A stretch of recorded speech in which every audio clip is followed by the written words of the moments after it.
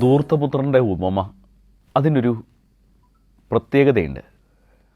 ലോകം കണ്ട ഏറ്റവും നല്ല നോവലിസ്റ്റായ ഫെയദോർ ദയത്തോവിസ്കി ജീവിതത്തിൻ്റെ അവസാന നിമിഷം മക്കളെ വിളിച്ചിട്ട് ഇങ്ങനെയാണ് പറയാം. അതൊന്ന് വായിച്ച് കേൾക്കണം. അപ്പൻ മനസ്സലിഞ്ഞ് ഓടി വന്ന് കെട്ടിപ്പിടിച്ച് ചുംബിച്ചു എന്ന് പറയുന്ന ഇടവെത്തുമ്പോൾ ദയത്തോവിസ്കി മകനോട് പറയുക, മതി.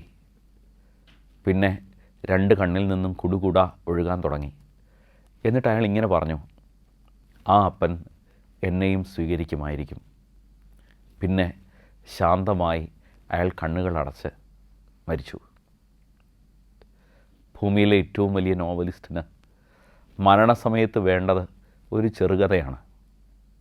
എനിക്കും നിങ്ങൾക്കും ഏറ്റവും അത്യാവശ്യമുള്ള ഒന്ന്. അപ്പൻ്റെ നെഞ്ചിൽ നിന്ന് പടിയിറങ്ങുന്ന ഒരു മകനിലാണ് കഥ ആരംഭിക്കുക. അപ്പനുമായൊരു ബന്ധം എനിക്ക് വേണ്ട. അപ്പനുള്ളതിലൊക്കെ എനിക്ക് ഓഹരി വേണം. എല്ലാം പിടിച്ചു പറിച്ചുകൊണ്ട് അവൻ ദൂരേക്ക് പോവുകയാണ്. അവൻ അങ്ങ് ദൂരെ എത്തുമ്പോൾ അവൻ്റെ കൈവിരലുകൾക്കിടയിലൂടെ ഓരോന്നോരോന്നായി അവന് നഷ്ടപ്പെടുകയാണ്. അവൻ വലുതെന്ന് കരുതിയ സൗഹൃദങ്ങൾ, ബന്ധങ്ങൾ, അവൻ വലുതെന്ന് കരുതിയ സുഖങ്ങൾ ഓരോന്നോരോന്നായി അവനെ കൈവിടുമ്പോൾ അവൻ ആ ദേശക്കാരനായ ഒരാളുടെ അടുത്ത് അഭയം തേടുകയാണ്. അവിടെ നിന്ന് അവന് ലഭിക്കുന്നത് പന്നികളുടെ കൂട്ടുകെട്ടാണ്.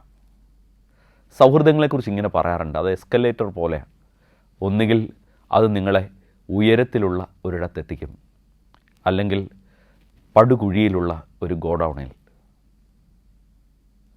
നിങ്ങളുടെ കൂട്ടുകെട്ടുകൾ നിങ്ങളെ കൊണ്ടുപോകുന്നത് ഒരു പന്നിക്കുഴിയിലേക്കാണ് എങ്കിൽ എപ്പോഴും നമ്മൾ ഓർമ്മിക്കുക, നമുക്ക് എന്തോ പറ്റിപ്പോയിട്ടുണ്ട്. പന്നിക്കുഴിയിലും അവൻ എങ്ങനെ മുന്നോട്ട് പോകാം എന്ന് മാത്രമാണ് ചിന്തിക്കുക. അപ്പൻ്റെ ഭവനത്തെക്കുറിച്ച് അവൻ ചിന്തിക്കുന്നില്ല. പന്നികൾക്കുള്ള തവിടെങ്കിലും കിട്ടും എന്നവൻ കരുതി. അത് കിട്ടാത്ത ഒരു സമയത്തെത്തുമ്പോൾ അവൻ അപ്പൻ്റെ ഭവനത്തെക്കുറിച്ച് ചിന്തിക്കുക.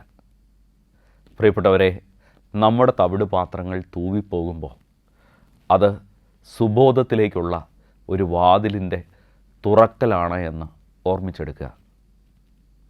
നമ്മുടെ തവിട് പാത്രങ്ങൾ ഒരുപക്ഷെ പ്രണയിച്ച വ്യക്തിയുടെ സ്നേഹം തൂവിപ്പോകുന്നതാവാം, വലുതെന്ന് കരുതിയ ജോലി ഇളകിത്തുടങ്ങുന്നതാവാം, സമ്പത്ത് നമ്മളെ കൈവിടുന്നതാവാം, മക്കൾ നമ്മളെ തള്ളിപ്പറയുന്നതാവാം, നമ്മുടെ പ്രശസ്തി കുറഞ്ഞു പോകുന്നതാവാം, നമ്മുടെ കണ്ണിലെ പ്രകാശം ഇരുളുന്നത് നമ്മൾ തന്നെ തിരിച്ചറിയുന്നതാവാം, സൗന്ദര്യത്തിലെ കുറവുകളാവാം. ഒന്ന് മനസ്സിലാക്കുക, ഈ തവിട് പാത്രങ്ങളെക്കാൾ എനിക്ക് വിലപ്പെട്ട ഒരപ്പൻ്റെ ഭവനം എനിക്കുണ്ടെന്നും അവിടെ അനേകർ കഴിച്ചിട്ട് മിച്ചം വയ്ക്കുന്നുവെന്നും നമ്മൾ തിരിച്ചറിയുമ്പോഴാണ് നമ്മുടെ ജീവിതം അർത്ഥവത്തായി മാറുന്നത്. പ്രിയപ്പെട്ടവരെ, തവിട് പാത്രങ്ങൾക്ക് അപ്പുറം അപ്പൻ്റെ നെഞ്ചിനെക്കുറിച്ച് ഞാൻ എന്ന് ആലോചിച്ച് തുടങ്ങുന്നു, അതാണ് അനുതാപം. മനസ്സലിഞ്ഞ് ഓടി വന്ന് നിന്നെ കെട്ടിപ്പിടിച്ച് ചുംബിക്കാൻ കാത്തിരിക്കുന്ന ഒരപ്പൻ്റെ ഹൃദയത്തെക്കുറിച്ചുള്ള തിരിച്ചറിവാണ് ഒരു ജീവിതത്തെ മാറ്റിമറിക്കുന്നത്.